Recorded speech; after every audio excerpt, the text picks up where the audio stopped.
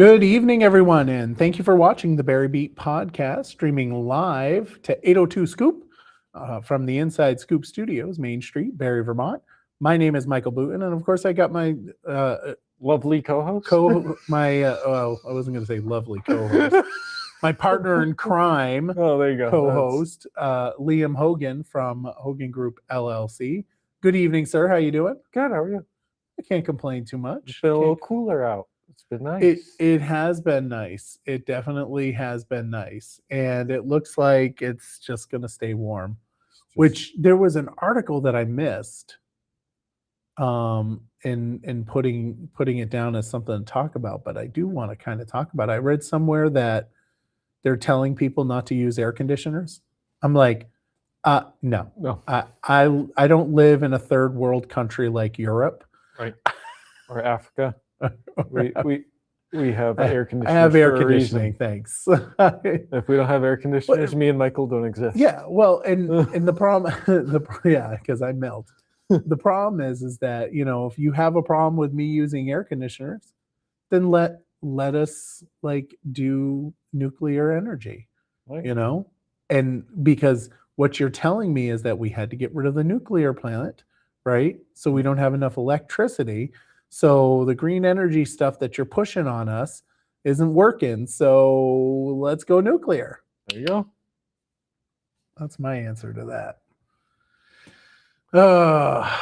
Anyway, so the Barre Heritage Festival is this weekend. Super excited about that. I'm going to be very busy the entire day because I'm always busy during the Heritage Festival. I love going. Yeah. And it's a great time. It is. And participating in the Heritage Festival is so much fun, between the parade, all the activities that are going down, the toe down. Are you going to go to the toe down? What time is that at? That's at 9 o'clock in the morning. Are you not capable of waking up that early? I am capable, and I will probably miss that because I'll be driving here. That's right. You'll be driving back, so you're going to miss part of the Barre Heritage Festival. I'm probably going to miss most of the morning. Oh, that's too bad. That's where all the fun stuff happens.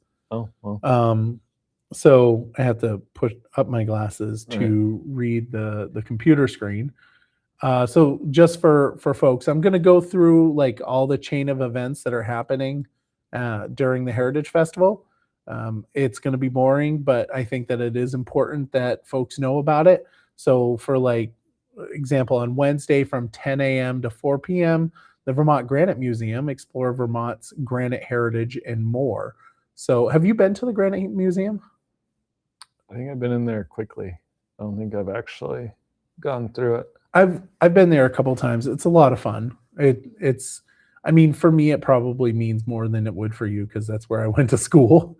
So as I'm walking through, they have exhibits and everything, but I look at it, I'm like, oh, that's Mrs. Corval's class. That's Mrs. Slayton's class. I didn't realize it was an old school building. 11:30 to 12:30, Hunger-Free Vermont lunch, and that's at the Aldrich Public Library. And this is all Wednesday, so it's going to be tough on Wednesday. Most people are not really available. Right. Most people are going to be. Yeah. And you know what? Actually, I'm just going to drop the link. Most people will be at work. That is true. Most people will be at work. I'm going to drop the link for folks to take a look at. And you can go through, but I'm just going to go through the real highlights. So there is food truck night at Courier Park on Wednesday, which is the concerts in the park. Yep. And then let's see, we've got Thursday, and looking down through there, you've got the Vermont History Center tours, which is from 10 a.m. to 1 p.m. It's really Saturday is the big day, right? Yep. So we're just going to scroll right on down to Saturday. Saturday is the big one. It's the big one. Well, it's the 41st annual Barre Rotary breakfast. Nice. So that's at the library, the Aldrich Library. That happens every single year.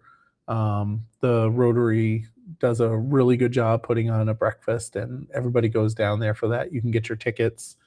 Call Carl Renker. I just called him the other day. Got your ticket? Yeah, to get my ticket. If you have questions, not to get my ticket, but for the bottle thing, the Zan's soda. Oh, You didn't read the post. You didn't read the post. No, you didn't read my post. Why would you read my post? Why would you pay any attention to my posts? Jerk. Anyway, Someone's a little Rotary feisty this Rotary evening. breakfast. Then that's from 7:30 a.m. to 10 a.m.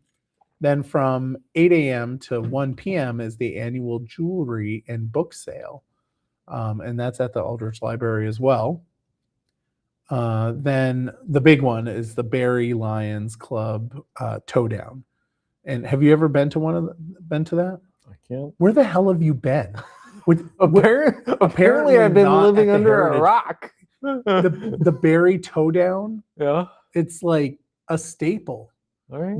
You get groups together and you tow a truck down the Oh, road. yes. You yes. haven't been to that? No, I've seen that. Yep. You've seen it, but you yep. haven't participated. No, I can't tow a truck. Well, you tow it with a team. Oh, we should get a team together for next year. No, I'm not doing that. I did that for city council for years, We should. and it was full disclosure. It was like the one thing for city council I hated and dreaded. I dreaded that day, those 5 minutes times 2, because we always went twice. Yeah. Because Tom was like, "Oh, we're city council, we're gonna go twice," and I'm like, "Oh." We won, I think, 1 year against the Ravens, and the only reason why we won was because the truck was going downhill. Hey, whatever works. We took it. So that's from 8:30 a.m. to 10 a.m. So my guess is that the Ravens will be there.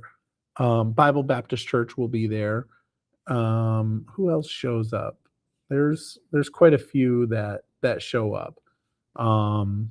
And it gets very heated on who's going to win.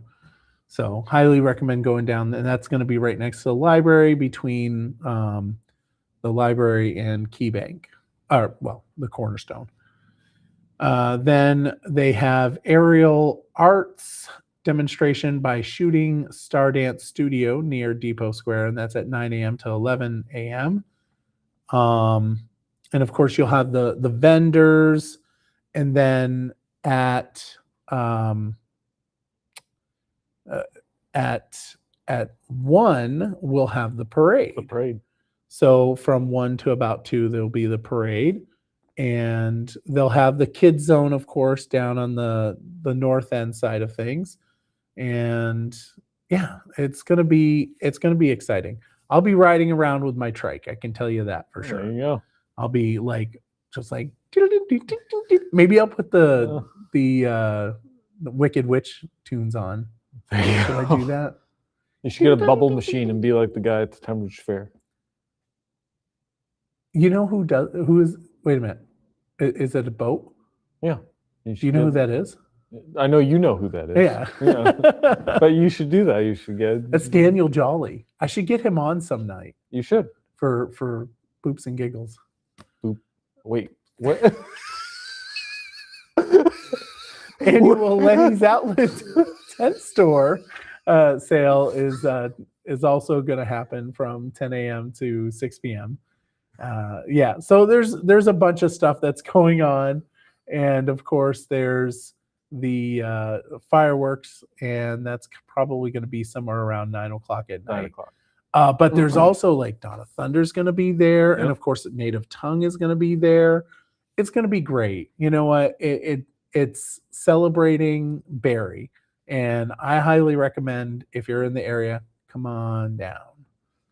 Well, maybe I'll try and get out of Boston earlier. It's worth. And be I here mean, for it's 8 worth or it. 9. I avoid missing the Heritage Festival, and I avoid missing the Christmas lighting. Yep. Those are like my favorite time of the year. And you know what they have in common? Barre partnership, There you go. because they kick butt. Yeah, so that's my opinion, of course. I'm right. And You always are. the best part is, that's right. If I was wrong, I would change my opinion and then I'd be right again. Woohoo. Anyway, and what's really cool is that Saturday it's supposed to be partly cloudy, high of 81 degrees. So it's going to be nice. So tomorrow, mostly sunny, high of 78 degrees. That's trike weather. Actually, we got quite a bit of trike weather this week. Tuesday, PM showers with a high of 77. Wednesday, thunderstorms, 76 degrees. Thursday, mostly sunny, 75 degrees. Friday, like, the beginning of the Heritage Festival. I mean, Wednesday is, but, it really starts Friday night. I shouldn't say that. If Tracy hears that I said that, she's going to be not happy. No. It starts on Wednesday. Friday, mostly sunny, 81 degrees. And then Saturday, partly cloudy with 81 degrees. And then Sunday, PM showers, 81 degrees. So, and then after the Heritage Festival on oh wait, no, it's not Tuesday, is it? Well, it's August 4th. So that's 2 weeks away, right? 2 weeks. I think that's 2 weeks away. Yeah, because you're not helping me out at all. Come on now. Because we have that's 2 weeks away. Yeah, because August, and then yeah. The next one. So August 4th is the National Night Out, and that's the police fire. They're doing a Courier Park event, and that's from 5 to 8 p.m. So I've been telling people it's 4. Well, I should probably fix that. You probably should, otherwise you're gonna have a bunch of people showing up at 4 o'clock being like Michael said. Michael said it's 6 p.m. or 4 p.m. It is not. According to the little flyer there, it says 5 p.m. to 8 p.m. That's really. We'll share this clip far and wide. Well, tomorrow. Wait a minute here. Let's go double check that, because I feel like that's not accurate. Look at this. Right. So we got to go to the Barre City PD, Barre City Police. We are doing investigations live. We're doing fact checking. We're doing fact checking. Look at that. Yep. It's 5 to 8 p.m. So I've been telling people 4. So Michael was wrong. Surprisingly. Michael is very wrong. But you know what? I'm going to start telling people it's 5 to 8 p.m. and I'll be right again. So therefore, I will not be wrong. See how this works? That's how it works. That's how it works. You should get booting for Barre bumper stickers. I don't think so. I'm really not a big fan of that. Oh, I did do it right. I just couldn't remember it correctly. So that's kind of embarrassing. Oh, well, anyway, whoever's watching us, they're like, okay, whatever. Yeah, whatever. But speaking of the National Night Out, Brad Vail is the acting city manager now that Nicholas is gone. Right, they had a big celebration I saw on Facebook. Yes, I did not go to that. No. But yeah, so Brad is going to be the acting city manager. Nice. I tried to find out the votes because somebody told me that it wasn't unanimous, but I couldn't find where it was, which was, I don't know, whatever. And then Giuliano Ceccanelli, we talked about him. And the fountain. Yes. And what they did was they reduced the amount, but they didn't give it to him for free. I think they should have given it to him for free and seeded him money. Oh, but it's a little disappointing they didn't listen to us. Well, I think he was pushing to pay something, which, if he was happy with it, so that's all that matters. I'm okay with that. long as you're happy, I'm happy. That's right. As long as Giuliano's happy, I'm happy. Yep. He's a gem for Barry. I think he's going to make a new fountainhead. Hopefully. And I think what I'm going to do is I'm going to try to get it 3D printed. And then I'll sell little fountainheads to raise money for him. He doesn't know that yet, but that's what I'm going to start doing. Maybe even working little fountainheads. I could do little 3D printed fountainheads that have the little, it sprays up. Oh, that could work. I could do that. Charge like $500 per pop, and the money goes. You're gonna put money in there? You're gonna put money in there? No, that's not what you're thinking. Maybe $1. Maybe $1. Costs more to create the thing. That's insane. Burlington is celebrating the completion of its long-awaited Main Street reconstruction project with a 2-day block party, marking the end of one of the city's biggest infrastructure projects in recent history. Mayor Emma Mulvaney Stanek and Public Works Director Chapin Spencer say the redesigned corridor will make downtown safer, more accessible, and better positioned for future growth, while local businesses hope the celebration brings customers back after years of construction and disruptions. Nice. Disruptions. Well, that'll be fun. That's tough. Yeah. I mean, what's really weird though, like we did Main Street Reday, the Big Dig project. I don't remember it taking a couple of years. Maybe it did. But we worked, city council worked really hard to make sure that the folks on Main Street weren't too much impact. I mean, Right. they were, right? Like there was Right. nothing that you could do. You're doing a huge project. I mean, Yeah. it was like 20 feet down in the ground. There's going to be disruptions Yeah, when you it do was- something like that. It was, I think it was like 20 feet because we pulled up the piping Oh. too. And that was pretty intense.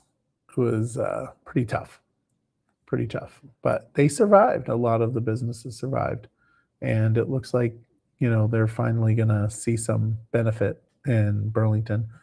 Have you been up there when they were doing any? No, Nope. you don't ever go to Burlington. Not really.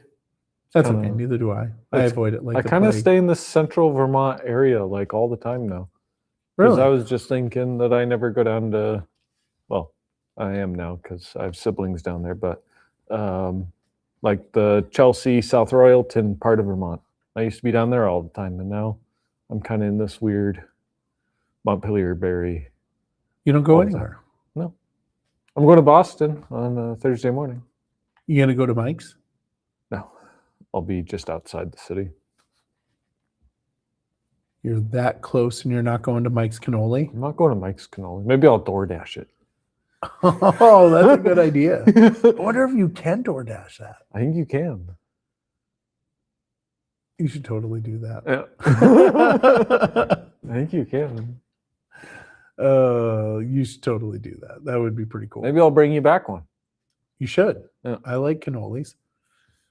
Some downtown Burlington business owners say the recent move of the city's syringe services program to Bank Street has brought familiar public safety concerns to a new location. While Vermont Cares, which is an organization, and state health officials say the program helps prevent overdoses and spread of diseases, restaurant owners say they've seen an increase in disruptive activity that's affecting customers and businesses. So super cool. They did this new Main Street thing, right? And then we're gonna start doing the syringe thing again, which, I'm sorry. I can't get on board with passing out syringes, safe injection sites. It's just, I know the harm reduction, I think that's what it's called. No. And and I saw a study, or not a study, but I saw an article somewhere where they said that it has helped with overdose deaths. Uh, my guess is the overdose death reduction that we've seen has nothing to do with that and everything to do with Narcan. You know, and 100% you could get me on board with supporting passing out Narcan like it's candy, Right. right? You know, because I it's such a low, well, I shouldn't say it's a low cost because I don't know how much it costs, but don't know I'm either. suspecting that it's low cost with such a high benefit, right? Like one Narcan can save a person. Yeah. And yeah, I'm a no on the syringes yeah. and safe injection sites. I wonder if there is a correlation between the safe injection sites when they were implemented versus the overdose deaths. I Well, wonder if there's they a haven't even, correlation in that. so they definitely not in Burlington, right? Because the safe injection site hasn't even been put up yet. They haven't even got it put Oh. up yet. So we're just funding it to like millions of dollars. It's all great. I don't know. Don't fact check me on that. It's probably not correct. It probably is correct, but yeah. So that was, it is what it is. So I feel kind of bad for the downtown Burlington and those that are around the safe injection site. It's not. I wouldn't want that in my backyard. That's for sure. Because I'm a No. NIMBY, not in my backyard. Right. NIMBY, not in my backyard. So, a tragic crash in Burlington has claimed the life of a 16-year-old after her e-bike collided with a minivan on Pine Street. I heard about this. Police say the investigation is ongoing as the Burlington community mourns the loss of Burlington high school student remembered by classmates, teachers, and family. Super sad. Yeah. Super Yeah. sad. And you know, there was a time where I did not like bikers on the road. As a biker now, I think to myself, you know, we should probably have a place for folks to be able to safely ride their bike. Definitely. Whether it's a bike path or, you know, whatever happened to like the bike lane? Well, You know, that used to be a. that is interesting because like Burlington probably has a bike lane, right? Yeah. I wonder, We have them. Isn't it the Barre Montpelier we do, yeah. road? It But starts. I'll say when you get potholes about this big and you're on a trike, A little bumpy. it's a little difficult. Yeah. And you do your options are swerve out into traffic, Yeah. or go on the sidewalk. Yeah. It's not an easy option. Neither one of those is good. No. And going over the gaping hole is not an option either. But yeah, super sad. Vermont could see up to 25 communities designated as a new federal opportunity zone under a revived economic development program, giving those areas access to tax incentives aimed at attracting long-term private investment. Governor Phil Scott's administration is now reviewing eligible census tracts before submitting its recommendations to the U.S. Treasury. Supporters say the program could help finance new housing, commercial development, infrastructure improvements, and job creation in communities that have struggled to attract investment. While critics of similar programs in the past have questioned whether the benefits always reach local residents, final designations are expected to take effect on January 1st, 2027. And of course, Barre is one of those communities that is on the list. There you go. So super excited about that, and I hope we get that designation because tax credits are really helpful for development. Mm. And I know people will be like, well, it helps out the rich people, but it's the rich people that are going to develop in our community. Right. And when they develop, they create nice buildings that go on the tax bracket, right? And then that lowers the cost for everybody. Yep. You know, Tom Lozon always said, you know, a rising tide lifts all boats. And yeah, so that's pretty cool. Another community that's on the docket for potential: Bellows Falls, Bennington, Brandon, Brattleboro, Burlington, Island Pond, Johnson, Lindenville, Newport, Northfield, North Clarendon, Richford, Rutland, St. Albans, St. Johnsbury, Springfield, and a few others, Nice. which didn't have here. That's So, almost the entire state of Vermont that you listed right there. well, it's 25 communities. Yeah. 25 communities, low income. You know, more than likely they're highly populated. Whatever. I don't know what that's supposed to mean. Whatever. I think it's a good thing. I do too. I think it's fantastic, but I just thought it was funny. You Yeah. went from southern Vermont all the way to the Northeast Kingdom, and I was just like, wow.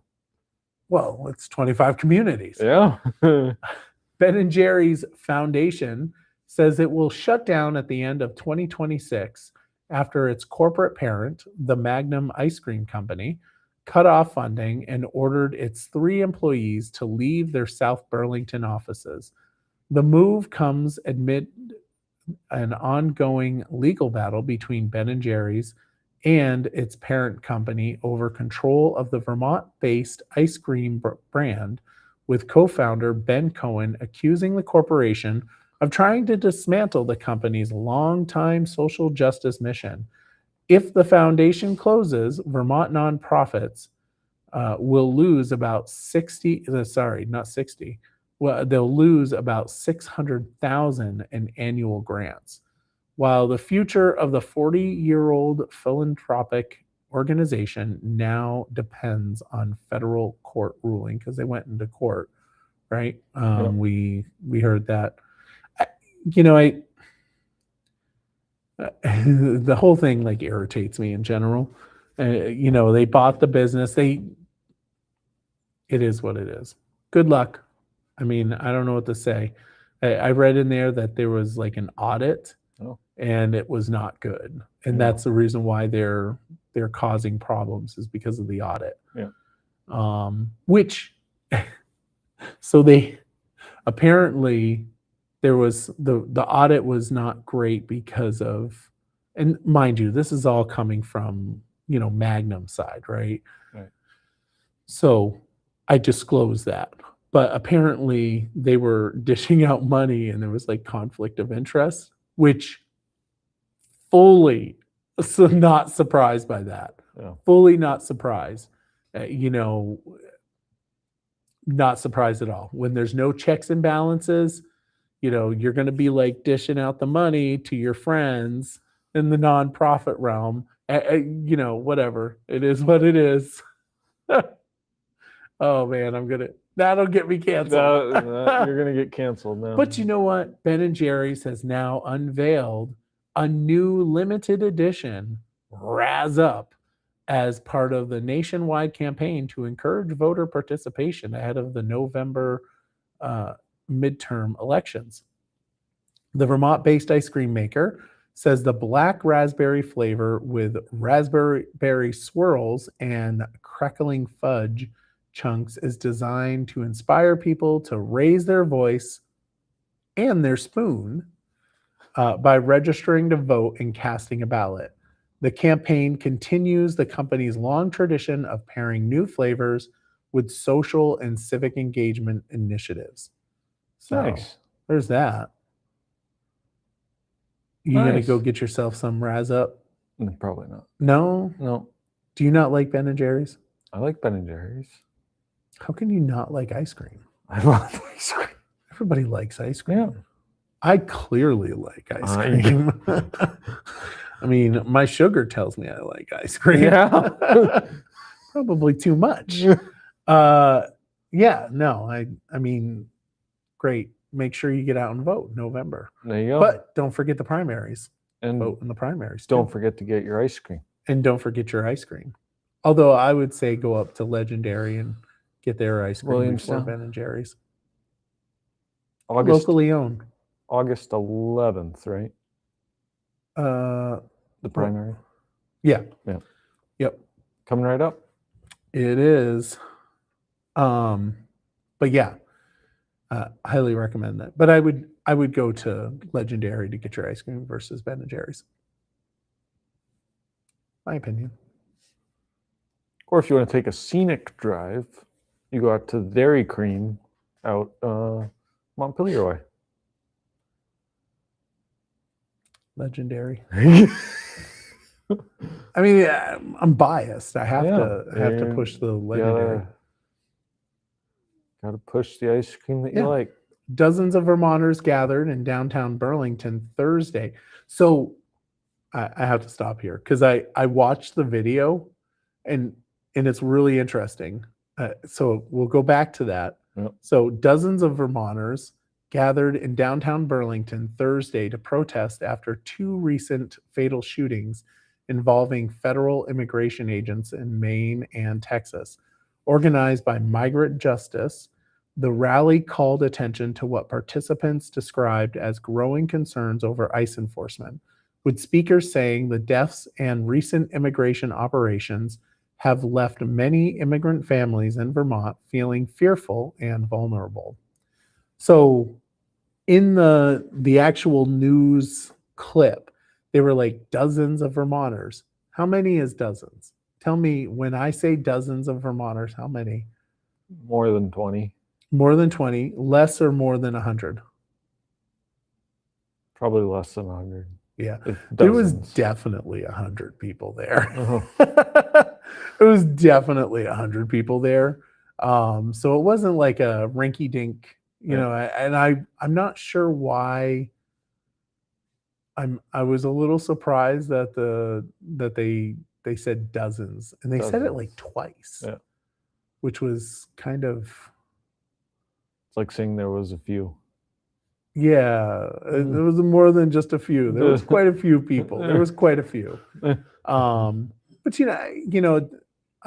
two things can be true at once, right? Like, the enforcement activity is obviously there's some issues that need to be addressed. Yeah. But also, if you're in our country illegally, you shouldn't be here, right? You don't, if you don't belong in our country, you should probably leave or get right. Either one is fine. There should be a path for folks, and it shouldn't cost like $1 bazillion to get into the US. It should be an easy path. But, that would require our legislature to do something smart. That ain't happening. at least not with this one. There hasn't been for like a super long time. Yeah. Fix it. Just fix it. A Barre native is helping bring major productions to Broadway and London's West End while never forgetting where he got his start. Sam Biondolillo, who grew up performing and working backstage in Central Vermont theaters, is now a Broadway co-producer, lighting designer, and college professor. He recently celebrated a Tony Award-winning production and says the experiences he gained in Barre and Montpelier laid the foundation for his career. Wow. So do you know who Sam is? Sam Biondolillo? Now I do. Yeah, well, it's John Biondolillo's son. Do you know who John Biondolillo is? The owner of BC, well, not BCK anymore. Oh, wait a minute, is it BCK? I feel like they changed their name recently.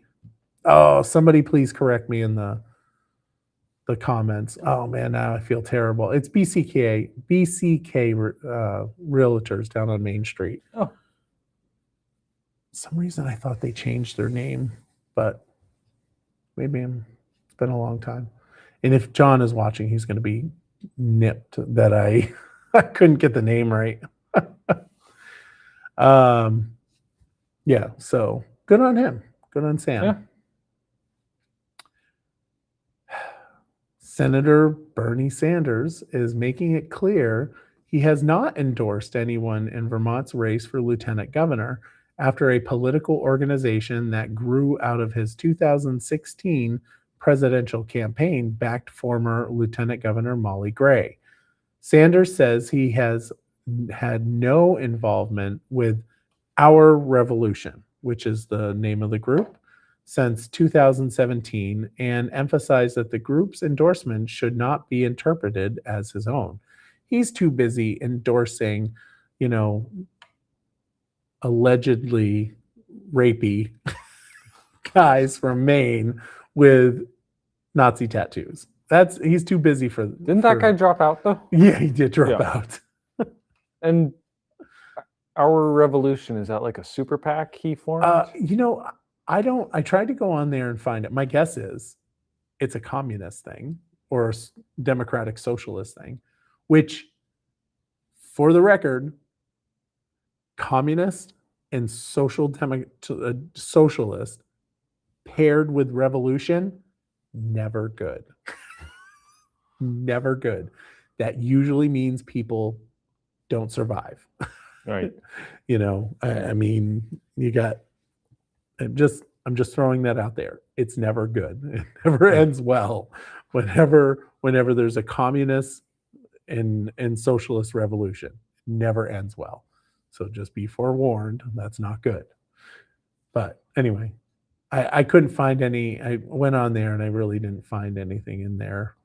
What they support. But my guess is all the things that I dislike. Right. Well, and they backed Molly Gray, which is kind of questionable. Yeah, John Rogers is amazing. Why would you go against him? But I get it. You gotta do what you gotta do. That's a hotly contested race this year. That will be. The Yes. lieutenant governor. They got like 4. I hope John Rogers whoops their tail. Isn't there like 4 people running? Well, there's maybe for the primary, but afterwards it will be basically 2 people, the Republican and Democrat, which John Rogers he's the one you should vote for. I mean, he was a freaking Democrat until like a year ago, 5 years ago. Yeah. Okay. I was just gonna say. It's not like he's some far right, No. Republican. He's like a mainstream center. He's now center right. Yeah. Because the party has shifted so far to the left that, I mean, the party shifted so far from the left that a lot of Democrats are stuck like, well, what are we supposed to do?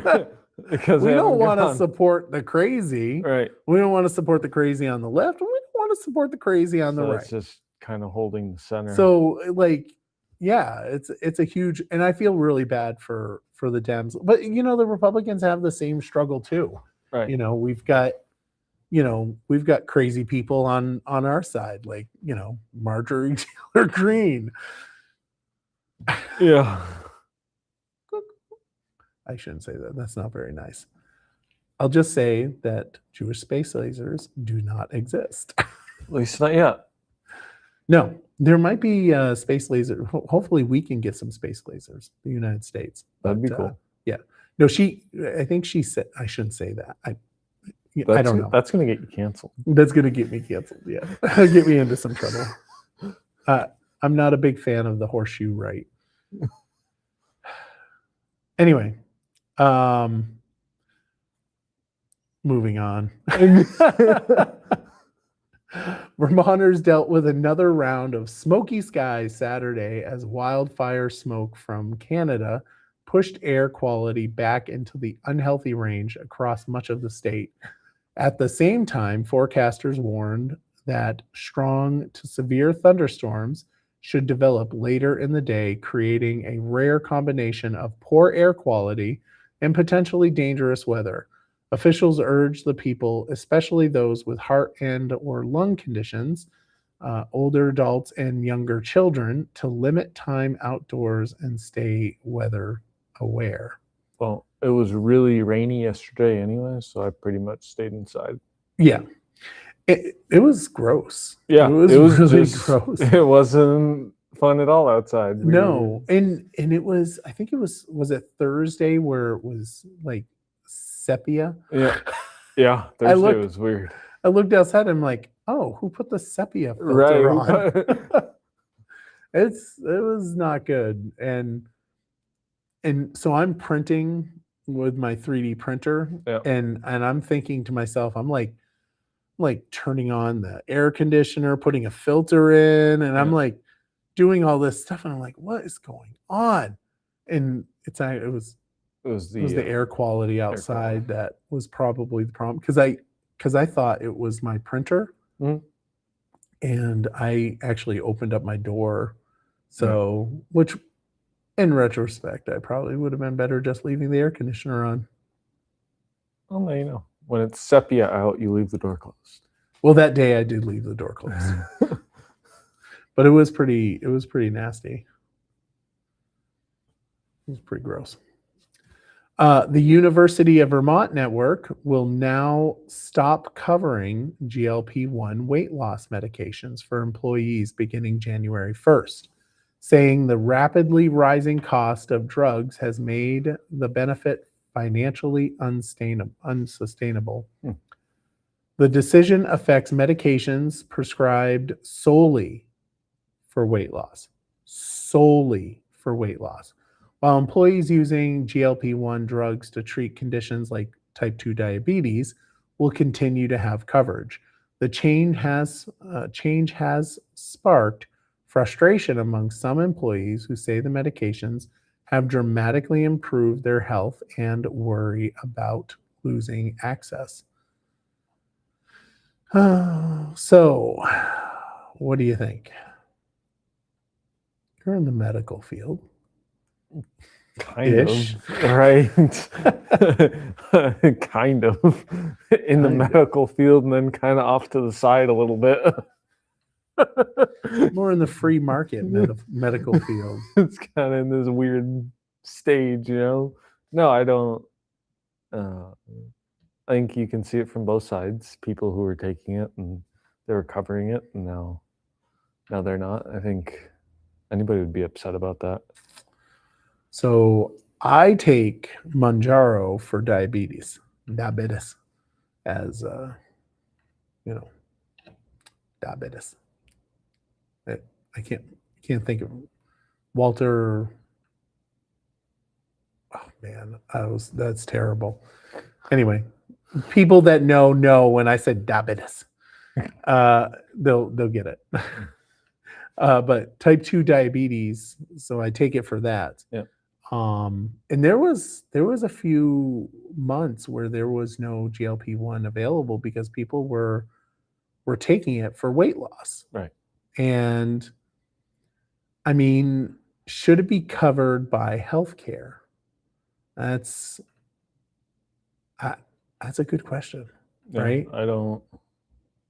Because I mean, it is helping you to lose weight, but like at some point it's gonna. Well, I mean, I can understand their logic behind it, because it's like, well, if you want help, and they were saying they have programs to help people lose weight. So, the GLP-1, is that something that falls into that line as it's a consumer drug for weight loss? And my guess is, I could be wrong, if they never offered it to begin with, this would not be a story. Problem. Yeah. Because if you just assume that drug is only available to you for an actual health, like a diagnosis of something, right, my guess is people would not feel entitled to it. Yeah. You know, And they're not saying not to take it. They're just saying we're not gonna do this. we're not gonna yeah. It's too expensive. This is something, and I think it was like $19 million that they were gonna save. That's A lot of money. That's a lot of I money. probably would make that. Yeah. That's Okay. a lot of money. That's definitely a lot of money. And like I said, they're not saying you can't take it. They're just saying, hey, we're not going to cover it anymore. Yeah. It's a, I don't know. I don't have the answer for that one. Me either. And I'm glad I don't have to make that decision. Me either. But there is a new one coming out, a new GLP-1 that apparently is likely to help you lose on average like 70 pounds. Holy moly. So that means that there's going to be people that lose a ton of weight. I lose 70 pounds. There's not going to be anything left to me. Yeah, no, I lose 70 pounds and I'm still needing to lose more to make myself healthy. I've got so much extra weight that I am perfectly fine to lose 170. Yeah, I probably could lose about 170 and look, that would be perfect for me. That would be perfect for me. 170. 170. Yep. Oh, man, this is going to get me into trouble too. Vermont's top election officials are pushing back against President Donald Trump's recent claims about election integrity, saying there is no evidence of widespread voter fraud in the state and Vermont's elections remain secure. Attorney General Charity Clark and Secretary of State Sarah Copeland-Hansis say the state's election system includes multiple safeguards to protect the voting process, while emphasizing the public confidence is strengthening by transparency and verified facts. So, I'm not going to address any of the comments that were made by the president. I'm going to address Barre City. I 100% positively believe that our elections, perfect. I truly believe that. So I have been working in the elections process as a volunteer for about 16 years. And I have been part of recounts for my own race. I have been part of a recount. The concern about machines, I will say that in a recount, the machines, they get it perfect, right? Well, let me rephrase that. So for example, this last one where I did a recount, it was off by 1. But the reason why it was off by 1 was because the JP said, "Oh, actually, I think this was a vote for Michael," and it was one of the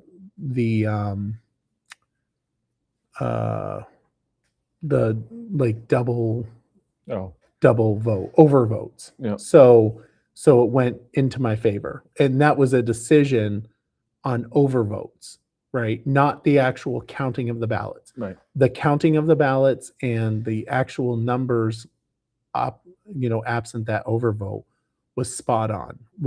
And they've done that every single time. It's been like that every single time. So I can say for a fact, Barre City, you're good. There is no voter fraud. There is no voter intimidation in the city of Barre. And I can tell you that as an elected official and as someone that's been working in our elections, I will not speak to anything else except for Barre City because that is what I know. Yeah. But I'm not a big, election fraud and election. So election fraud is on the Republican side. That's what they say. And then in election intimidation is what the Democrats say. And I think both are a little out there in their thoughts. I don't think we have, widespread fraud or intimidation. I've never been intimidated at the polls. You've never been intimidated. I've been intimidated at the polls. And I don't know, man. There's some things that intimidate me. No, I'm just kidding. But anyway, so that was Charity Clark and Sarah Complin, couple of holes or whatever her name is. All right. Moving on. Vermont has been identified by the U.S. Department of Education as a state that needs intervention in its special education program after failing to meet federal performance requirements. State education leaders say they are taking the designation seriously and are already working to improve services and outcomes for students with disabilities, while emphasizing that the rating is based on multiple years of data rather than a single issue.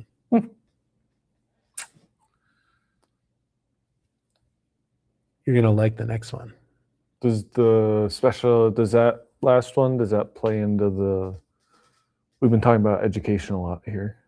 Well, I mean, our education in Vermont is subpar. So I feel like it kind of just like fits right in. Fits right in there. Yeah. Everything, our education system is a little subpar. We could do better. We're not going to, but we could. Sounds like we're working on it now. We should. We should do better, but we're not going to.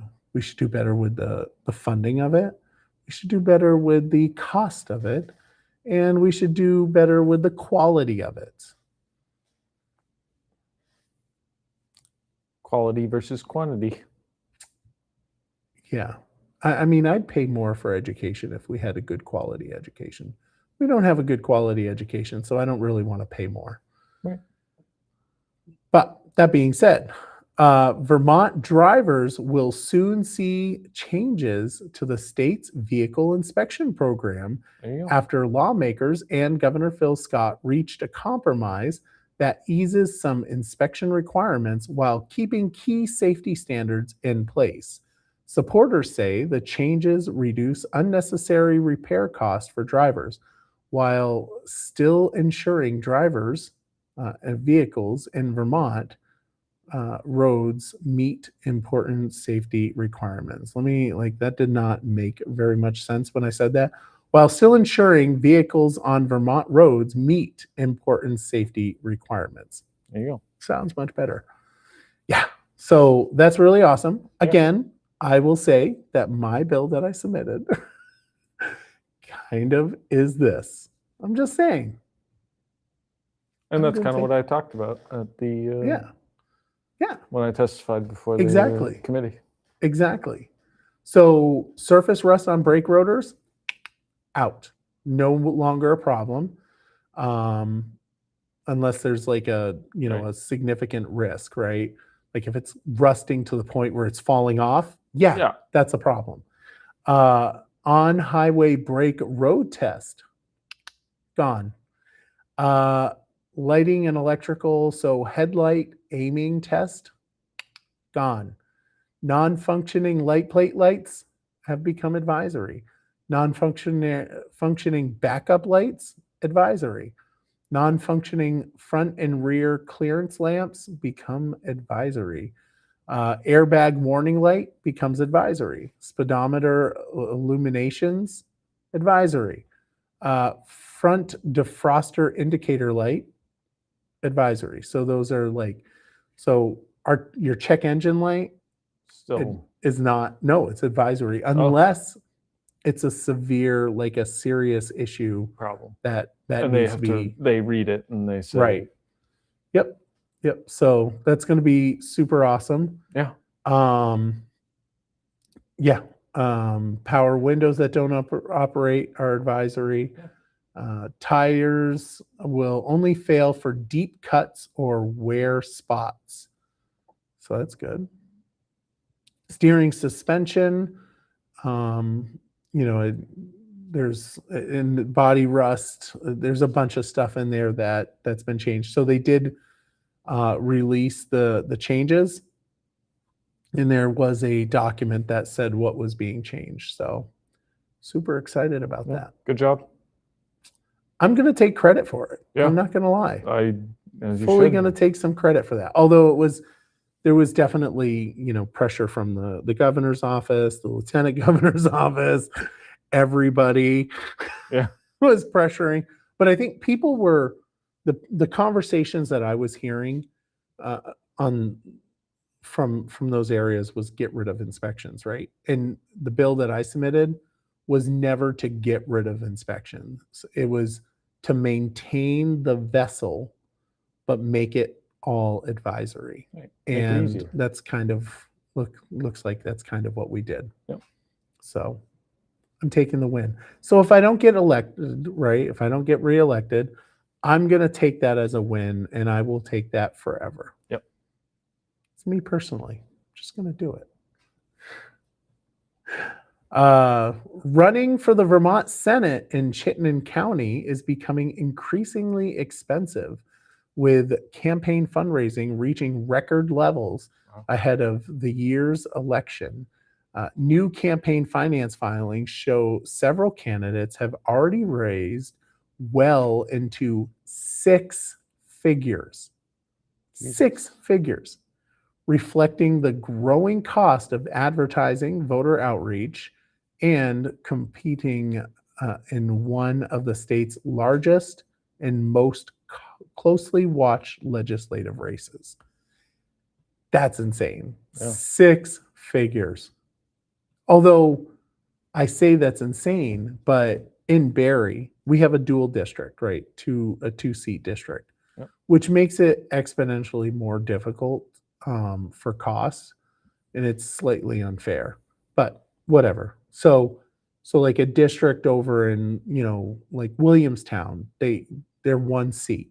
Yep. So they only have like 4,000 people they have to send out letters to. Right. We have 8,000. So it isn't Barre Town. We're a dual district. So it makes it way more expensive.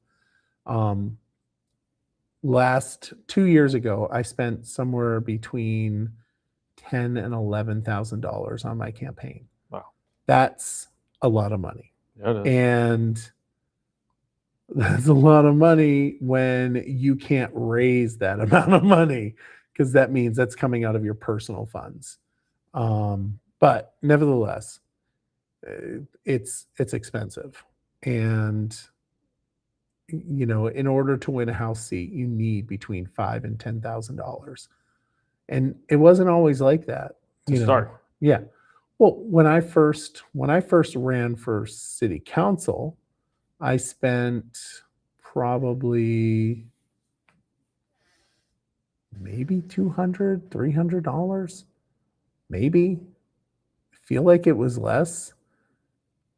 There was 1 year that I spent maybe $1,000, but as time crept up, granted, a lot of that was, there was a lot of uncontested races, and the ones that were contested was always under 1,000 or right around 1,000, like $1,200, I think.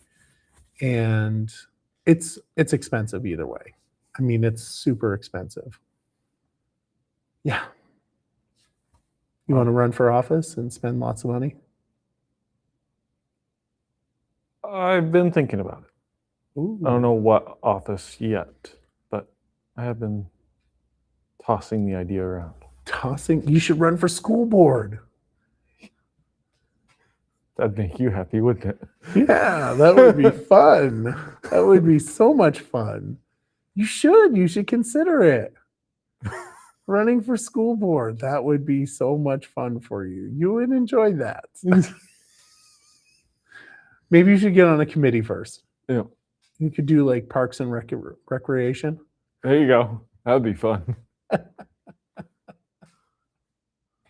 You could do Parks and Recreation. Oh, you could get on the, is there like no, there's not an emergency board up in Barre Town.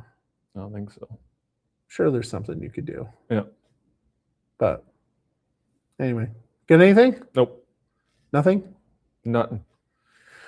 All right. Well, in that case, I'm going to call it a wrap. That's a wrap. All right. Well, everyone, thank you for watching the Barre Beat podcast, and we will see you next week, don't forget to go to the Barre Heritage Festival. We'll be streaming live quite a bit down there, I'm sure. All right. Talk to you later. Wow, that was a mess up. There we go.